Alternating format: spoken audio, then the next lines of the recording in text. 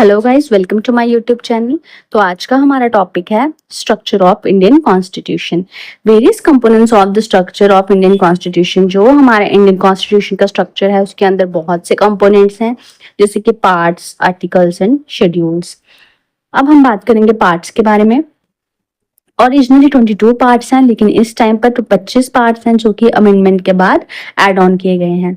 Next आते हैं हमारे आर्टिकल्स। ओरिजिनली 395 आर्टिकल हैं, लेकिन इस टाइम पर 448 आर्टिकल्स हैं, ये भी अमेंडमेंट के द्वारा ऐड किए गए हैं।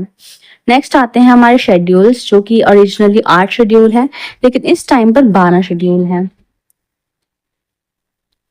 नेक्स्ट अब हम बात करेंगे हमारे पार्ट्स के बारे में। पार्ट 1 क्या कहता है? Union and it's territory. मतलब कि जो पार्लियामेंट के पास पावर है कि वो यूनियन मतलब स्टेट या टेरिटरी को रीनेम कर सकता है, उसका नाम बदल सकता है, किसी भी स्टेट या यूटी को स्प्लिट कर सकता है, किसी भी स्टेट या यूटी को मर्ज कर सकता है। ठीक है। पार्ट सेकंड है सिटीजनशिप के बारे में। थर्ड में फंडामेंटल राइट्स। फोर्थ है directive principle of state policy. Fifth A. अब ए का क्या मतलब है कि जो जो अमेंडमेंट एक्ट के द्वारा एड ऑन हुआ है। ठीक है। फोर्थ है fundamental duties. Fifth union government. Six state government. Eighth बात करता है यूनियन टेरिटरीज के बारे में। अब इन यूनियन टेरिटरीज, इस वाली यूनियन टेरिटरी का क्या मतलब है कि प्रेसिडेंट हो चाहे प्राइम मिनिस्टर हो, उनके पास अलग अलग पावर्स हैं। किसके रिगार्डिंग? यूटी के रिगार्डिंग अलग अलग उनको पावर डिस्ट्रीब्यूट की गई हैं। ठीक है।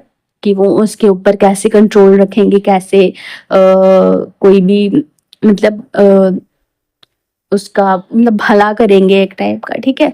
तो वो सब है। नेक्स्ट आता है हमारा कौन सा था? हाँ, नाइन्थ, जो कि था जो बात करता है पंचायत के बारे में। नाइन्थ है बात करता है म्युनिसिपालिटी के बारे में। Ninth B. अब बी का भी यही मतलब है कि जो अमेंडमेंट एक्ट के द्वारा एड ऑन हुआ हो। Cooperative societies. अब कोऑपरेटिव सोसाइटी एक ऐसा ग्रुप होता है जिसमें लोग म्यूचुअल हेल्प और कोऑपरेशन के प्रिंसिपल पर काम करते हैं, यानी कि सबका भला एक का भला। ठीक है। फिर आता है हमारा 10th, जो बात करता है शेड्यूल्ड एंड ट्राइबल एरियाज के बारे में।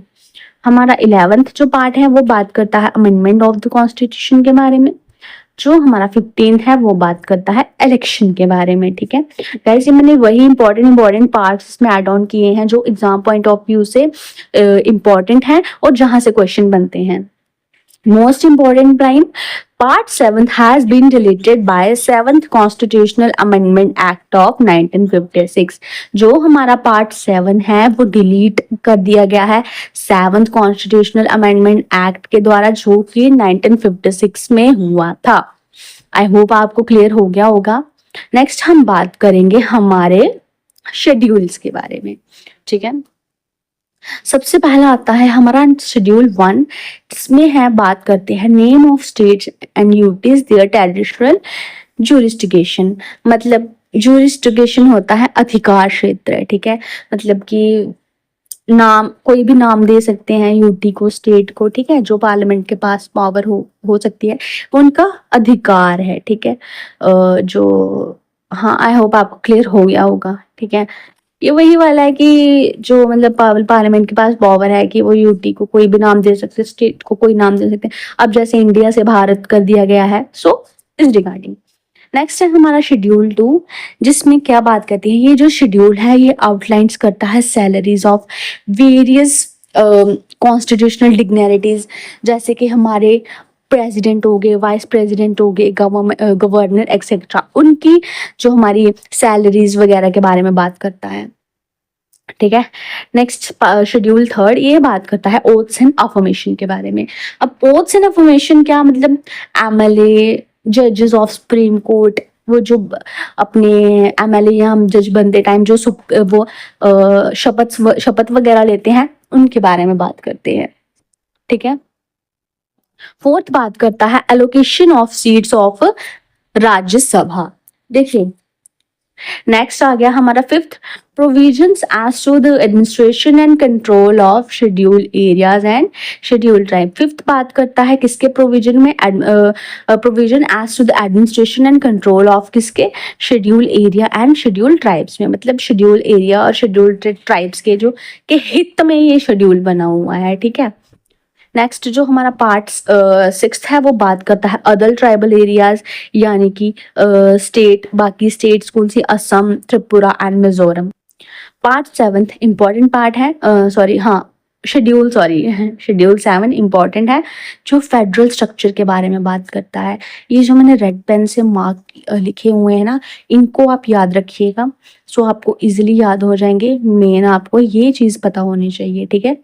ये बात करता है किसके बारे में, डिवीजन ऑफ पावर, ठीक है, कि बिटवीन किसके, union state and concurrent list के, ठीक है। इनमें जो पावर्स हैं वो कैसे डिवाइड होंगी, ठीक है। जैसे इस टाइम पे जो हमारी यूनियन लिस्ट है उसमें 100 सब्जेक्ट हैं, ठीक है, लेकिन ओरिजिनली 97 है। स्टेट लिस्ट में 61 सब्जेक्ट्स हैं, ओरिजिनली 66 हैं। और जो हमारी कंकरेंट लिस्ट है उसमें 55 हमारे सब्जेक्ट्स हैं, लेकिन ओरिजिनली 47 थे, ठीक है। और जो अभी बड़े हैं वो आप जानते ही होंगे कि वो अमेंडमेंट एक्ट्स के द्वारा बड़े होंगे, ठीक है।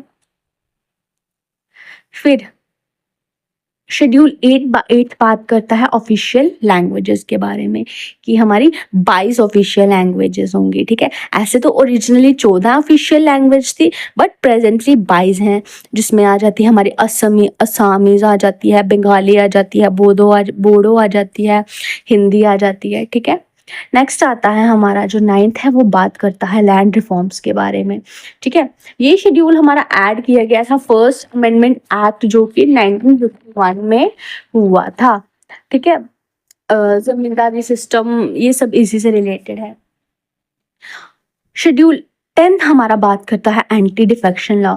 अब एंटी डिफेक्शन लॉ क्या होता है कि कोई भी एमएलए वगैरह हो, ठीक है, वो क्या कर सकते, वो अपनी मतलब कि बिना रिजाइन किए वो किसी अदर पार्टी में नहीं जा सकते हैं, ठीक है, जिसकी वजह से हमारी जो पार्टीज, हमारी गवर्नमेंट स्टेबल रहे, ठीक है। कोई भी एमएलए हो गया, या अगर वो एक पार्टी में, यानी एक पर्सन है वो बीजेपी की पार्टी में है, ठीक है, अगर वो नेशनल कांग्रेस वाली पार्टी में जाना चाहता है, ऐसे वो नहीं जा सकता। ऐसे उसको उसके ऊपर क्या हो जाएगा, उसको उसके लिए नुकसानमंद होगा जब तक वो रिजाइन नहीं करेगा वहां से, फिर वो दूसरी पार्टी में जा सकता है, वरना उस पर चार्जेस होंगे, उस पर कोई लीगल एक्शन लिया जाएगा, ठीक है। जो 11th है वो हमारा बात करता है powers of authority, responsibility of panchayats के बारे में, ठीक है। उसकी क्या पावर्स होंगी, क्या रिस्पॉन्सिबिलिटीज होंगी, क्या अथॉरिटीज होंगी, ये भी ऐड ऑन किया गया था 73rd अमेंडमेंट एक्ट जो कि 1992 में हुआ था।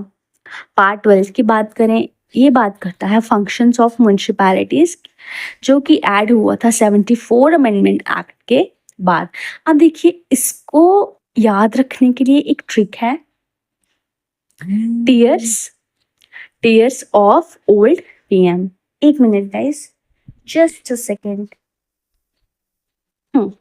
टीयर्स ऑफ ओल्ड पीएम, देखिए जो जो मैंने रेड पेन से मार्क किए हैं ना, उसको निशाने लगा दीजिए। टी से टेरिटोरियल, ई से एम्यूलमेंट्स जो बेनिफिट सैलरी वगैरह, ए से आगे हमारे एफर्मेशन, आर से आगे राज्यसभा, एस से आगे शेड्यूल एरियाज, ऑफ कैसे बनेगा, अदर, ओ से हो गया अदर शेड्यूल एरिया, एफ से हो गया फेडरल स्ट्रक्चर, ओ से हो गया ऑफिशियल लैंग्वेज, एल से हो गया लैंड रिफॉर्म्स, डी से जो एंटी डिफेक्शन था वो वाला डिफेक्शन याद रख लीजिएगा, पी से पंचायत एंड एम से म्युनिसिपैलिटीज। तो क्या ट्रिक बनी हमारी, टीयर्स ऑफ ओल्ड पीएम। इससे आप इजीली इसको याद रख पाएंगे। आई नो थोड़ा मुश्किल होता है इसको याद रखना, बट आप ये ट्रिक अप्लाई कर सकते हैं। सो दैट्स इट गाइज, आज के लिए बस इतना ही। So thank you and best of luck.